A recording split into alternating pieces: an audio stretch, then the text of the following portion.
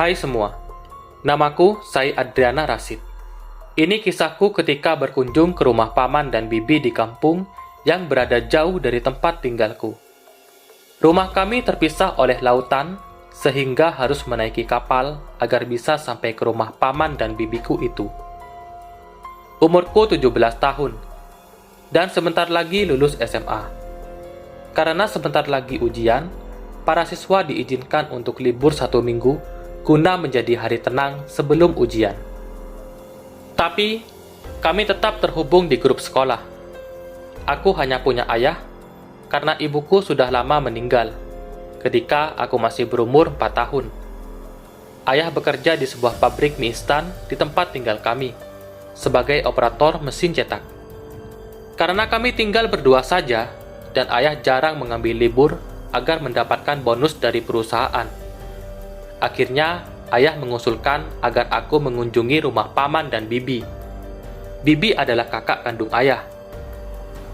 Ayah mengantarkanku sampai pelabuhan, dan aku dititipkan ke teman ayah yang memang satu tujuan denganku. Namanya Om Satria. Om Satria rumahnya tak terlalu jauh dengan rumah paman dan bibiku. Sai, baru pertama kali ke rumah bibi, tanya Om Satria kepadaku. Aku menjawab, iya Om, sebelumnya belum pernah ke sana, karena paman dan bibi lah yang sering berkunjung ke rumahku. Dengan nada meledeh, Om Satria berkata, semoga betah ya, karena di kampung tak ada mall atau wahana permainan seperti di kota. Aku hanya tersenyum mendengarnya. Sampailah kami di pelabuhan kampung bibiku. Mereka sudah menyambut kami menggunakan dokar. Tapi, aku dan Om Satria berpisah di sini, karena berbeda tujuan jalannya. Om Satria menaiki becak motor untuk pulang ke rumahnya. Sudah besar dan makin cantik ya keponakanku satu-satunya ini, ucap bibi sambil menciumiku. Aku pun salaman kepada paman dan bibi, serta menanyakan kabar mereka. Belum sempat bibi menjawab, paman langsung mengajak kami pulang, karena paman sudah lapar. Sesampainya di rumah bibi, aku terpana melihat rumah panggung dari kayu.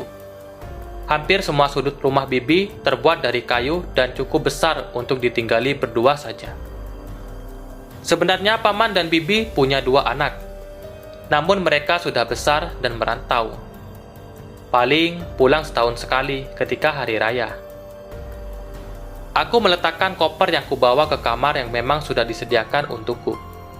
Kamar yang cukup luas dengan dekorasi yang nyaman untuk perempuan. Sedikit terkejut saja aku, karena anak paman dan bibi laki-laki semua. Namun mereka menyiapkan kamar yang cocok untuk perempuan hanya untukku. Sai, cantik, ayo makan nak, bibi udah masak enak untukmu. Teriak bibi mengundangku untuk makan bersama. Di meja makan sudah tersedia gulai kepala kakap yang sangat aku suka. Ya, di kota aku jarang makan gulai ini, karena memang susah mencari restoran dengan masakan gulai kakap. Paman menyuguhkan sebutir kurma muda untukku. Katanya, sebelum makan wajib mencicipi kurma muda. Bibi dengan nada pelan bilang, tidak perlu pak, saya kan belum terbiasa makan buah seperti ini. Tapi untuk menghormati paman, aku pun memakan kurma muda itu. Sedikit aneh, kenapa sebelum makan harus mencicipi kurma muda dulu. Tapi, tak apa. Toh rasanya juga tidak buruk, ujarku dalam hati. Kami bertiga pun makan sambil berbincang-bincang, bertanya kabar masing-masing selama berpisah. Karena memang sudah 3 tahun, aku baru bertemu mereka lagi. Selesai makan, aku membantu bibi membereskan piring dan mangkuk yang kotor. Aku bawa ke wastafel untuk dicuci. Namun bibi melarang. Bibi sendiri yang akan mencucinya. Aku hanya disuruh istirahat di sofa depan TV. Meskipun rumah bibi di kampung, namun sinyal TV-nya bagus dan jernih. Karena memang antena berada di luar dan cukup tinggi, agar mendapat sinyal yang bagus. Sai, bagaimana kabar ayahmu? Apakah dia masih suka lembur demi bonus perusahaan? Tanya paman kepadaku. Aku sedikit tertawa karena paman sampai hafal dengan hal itu. Tapi aku menjawab dengan baik, bahwa ayah melakukan itu agar dia bisa cukup menabung untuk uangku ketika aku masuk universitas nanti. Prang! Suara dari dapur. Aku kira itu Bibi yang tak sengaja menjatuhkan panci ketika mencucinya. Aku dengan buru-buru berlari ke arah dapur untuk memeriksa keadaan Bibi. Tapi ternyata di dapur tidak ada siapa-siapa. Piring dan mangkuk pun sudah tertata rapi di rak piring. Aku berpikir, apakah tikus yang menyenggol panci itu sehingga jatuh? Ketika hendak menaruh panci ke tempatnya, aku melihat tempat sampah dapur ada noda darah yang bercecer ke arah kamar mandi. Pintu kamar mandi itu tertutup dan aku mengira Bibi sedang ada di dalam kamar mandi. Bibi sedang mandi? Tanyaku sambil mengetuk pintu. Karena tak ada jawaban, aku pun mengetuknya kembali, sembari menempelkan kupingku ke pintu itu. Suara yang aku dengar dalam kamar mandi itu.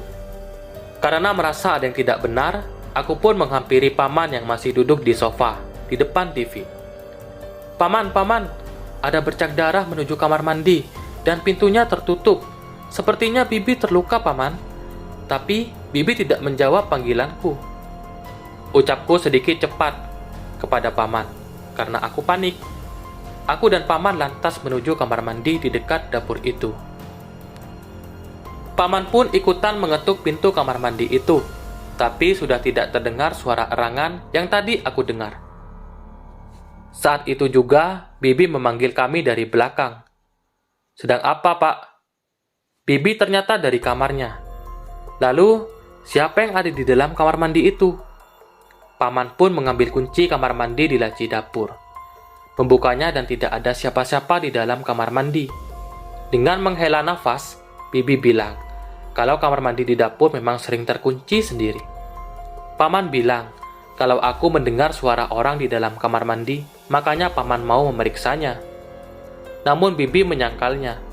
Tidak mungkin ada orang lain selain kami bertiga di rumah ini. Bibi menyuruhku untuk istirahat di kamar. Waktu itu pukul 2 siang, aku rebahan di kamar dan mendengarkan musik melalui earphone. Tiba-tiba, paman masuk ke kamarku tanpa mengetuk pintu dan membuatku kaget. Say, mau ikut paman ke kebun, metik sawo. Iuh, buah sawo, buah yang sangat tidak kusuka. Namun aku tak bisa menolak ajakan paman untuk menghormatinya. Tidak lupa kami pamit pada Bibi untuk ke kebun, dengan menaiki motor yang ada gerobak di belakangnya. Aku duduk di gerobak tersebut karena tidak enak boncengan dengan paman. Dia kan laki-laki, dan aku sekarang sudah gadis, bukan anak kecil lagi. Tidak butuh waktu lama, akhirnya kami sampai di kebun. Kebun sawo yang luas dan pohon yang sangat besar-besar tinggi pula, membuat kebun sawo tersebut terlihat sedikit seram meskipun siang hari. Paman segera mengambil buah sawo yang jatuh di tanah untuk dicek layak atau tidak dibawa pulang. Karena kebanyakan sawo yang sudah jatuh bakalan pecah dan ada yang hancur. Kami mengumpulkan buah sawo yang masih layak untuk dimakan. Tak terasa sudah jam 5 sore. Kami berada di kebun. Matahari sudah hampir terbenam. Paman memanggilku untuk mengajak pulang. Ketika paman sedang menata sawo di gerobak belakang, aku melihat ke atas salah satu pohon yang terbesar dari pohon-pohon lain. Aku melihatnya.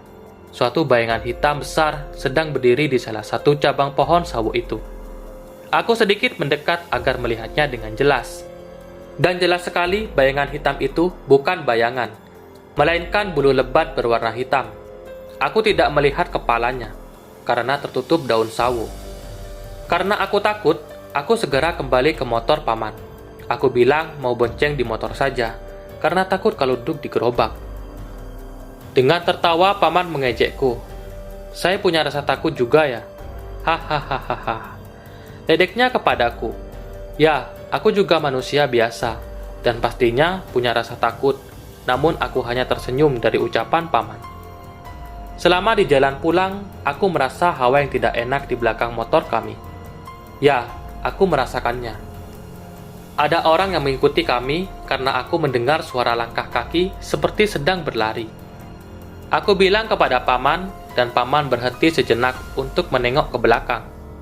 Paman hanya bilang kalau tidak ada siapa-siapa dan menyuruhku untuk tidak perlu khawatir.